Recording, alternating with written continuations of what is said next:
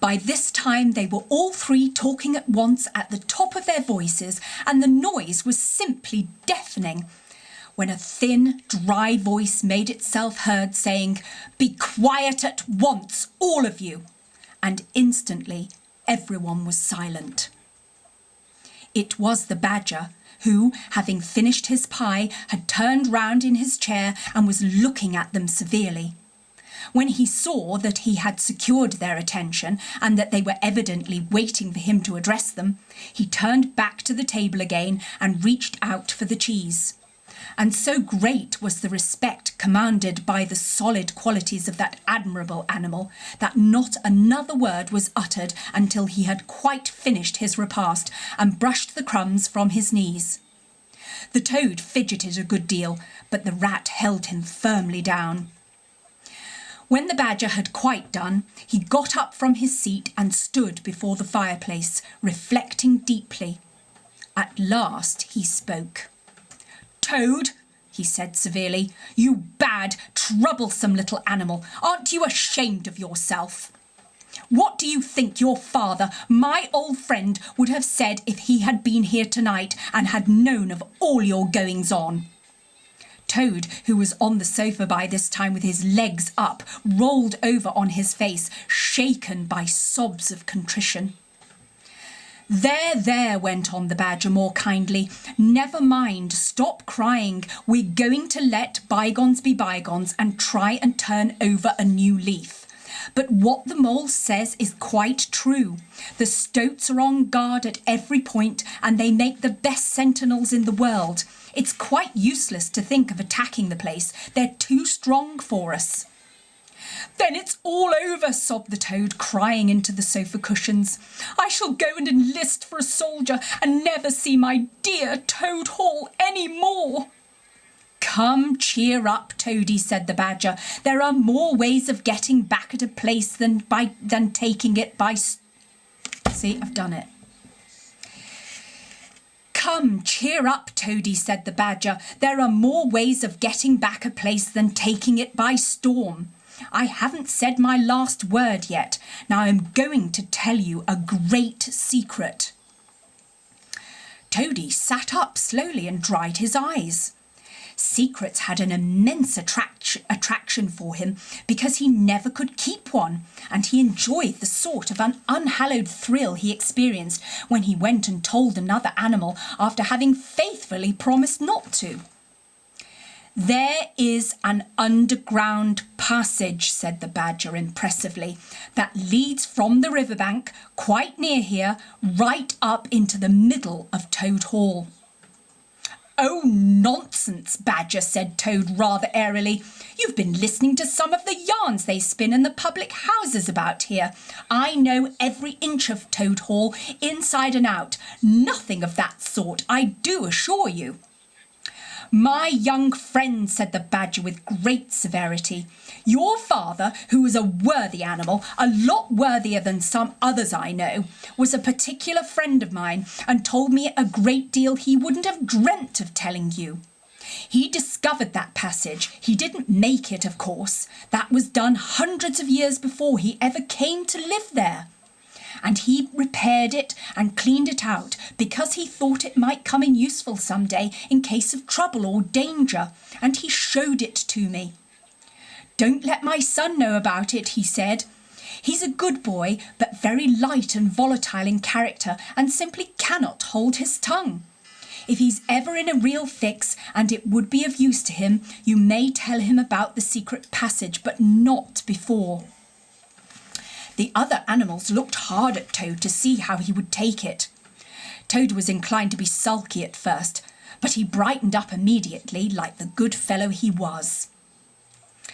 Well, he said, perhaps I am a bit of a talker, a popular fellow such as I am. My friends get round me. We chaff, we sparkle, we tell witty stories, and somehow my tongue gets wagging. I have the gift of conversation. I've been told I ought to have a salon, whatever that may be. Never mind. Go on, Badger. How's this passage of yours going to help us?" "I've found out a thing or two lately," continued the Badger. I got Otter to disguise himself as a sweep and call at the back door with brushes over his shoulder asking for a job. There's going to be a big banquet tomorrow night. It's somebody's birthday, the Chief Weasel's, I believe, and all the weasels will be gathered together in the dining hall, eating and drinking and laughing and carrying on, suspecting nothing. No guns, no swords, no sticks, no arms of any sort whatever. But the sentinels will be posted as usual, remarked the Rat. Exactly, said the Badger. That is my point. The weasels will trust entirely to their excellent sentinels, and that is where the passage comes in. That very useful tunnel leads right up under the butler's pantry next to the dining hall. Ha ha, that squeaky board in the butler's pantry, said Toad. Now I understand it. We shall creep out quietly into the butler's pantry, cried the Mole. With our pistols and swords and sticks, shouted the Rat. And rush in upon them, said the Badger. And whack 'em, and whack 'em, and whack 'em, cried the Toad in ecstasy, running round and round the room and jumping over the chairs. Very well then, said the Badger, resuming his usual dry manner. Our plan is settled, and there's nothing more for you to argue and squabble about. So, as it's getting very late, all of you go right off to bed at once. We will make all the necessary arrangements in the course of the morning tomorrow. Toad, of course, went off to bed dutifully with the rest. He knew better than to refuse, though he was feeling much too excited to sleep. But he had had a long day, with many events crowded into it, and sheets and blankets were very friendly and comforting things, after plain straw, and not too much of it, spread on the stone floor of a draughty cell. And his head had not been many seconds on his pillow before he was snoring happily. Naturally, he dreamt a good deal, about roads that ran away from him just when he wanted them, and canals that chased him and caught him, and a barge that sailed into the banqueting hall with his week's washing, just as he was giving a dinner party. And he was alone in the secret passage, pushing onwards, but it twisted and turned round and shook itself and sat up on its end.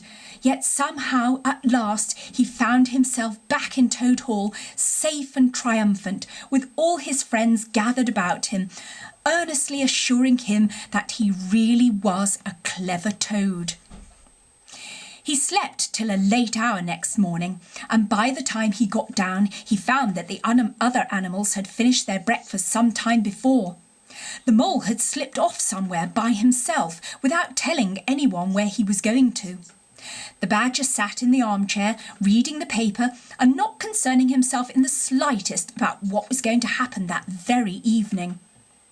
The Rat, on the other hand, was running round the room busily, with his arms full of weapons of every kind, distributing them in 4 little heaps on the floor, and saying excitedly under his breath as he ran, "Here's a sword for the Rat, here's a sword for the Mole, here's a sword for the Toad, here's a sword for the Badger, here's a pistol for the Rat, here's a pistol for the Mole, here's a pistol for the Toad, here's a pistol for the Badger," and so on in a regular rhythmical way, while the 4 little heaps gradually grew and grew.